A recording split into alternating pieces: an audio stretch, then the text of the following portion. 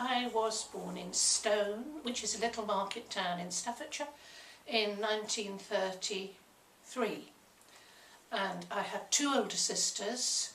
My mother was 40 when I was born and wasn't awfully happy to be pregnant again.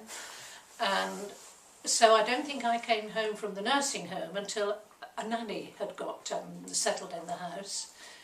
And I shared a bedroom with the nanny until I was 8.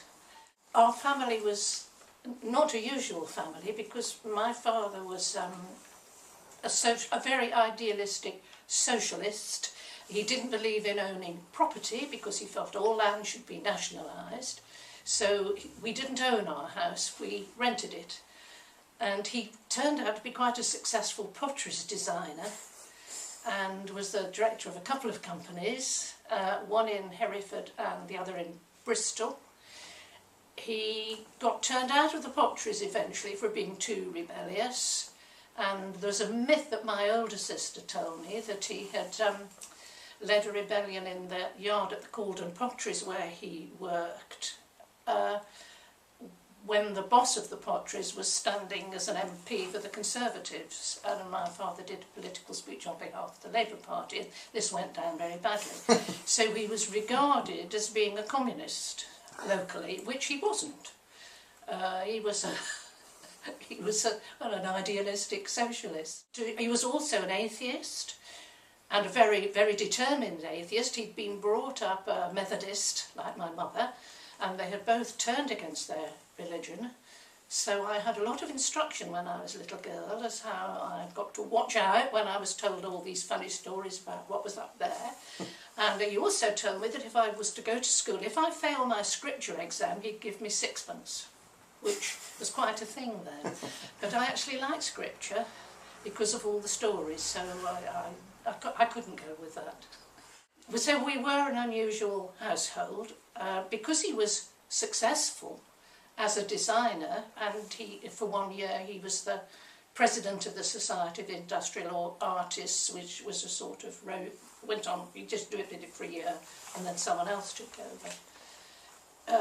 We lived in a nice detached house out in the country, and his mother lived with us. She'd been widowed quite early in life, and she was always in the house, and we called her Mummy. And I had two big sisters called Bronwyn and Cerys.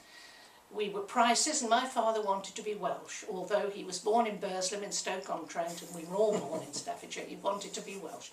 We stopped him from changing the family name from Price to Apries. There was a family rebellion about it because we'd got enough trouble with our Christian names, as it was. What was it about the Welsh you loved so much? Well, I think they weren't. He thought they weren't as Tory as England, and also he liked Celtic mythology, and he liked the look of the country, and he liked the way that people spoke, and he felt very strongly about Welsh miners and Welsh singing. Did he ever want to move you over to Wales to live?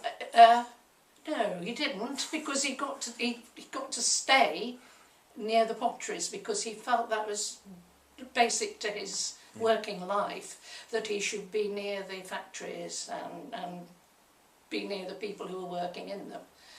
And he never wanted to move home at all, although he was working in other places and he used to drive up and down at the weekends. He had TB, which he contracted when he was about 18, so he was often not well and had big periods when he was in bed, and nobody would insure him then because he was too much of a risk.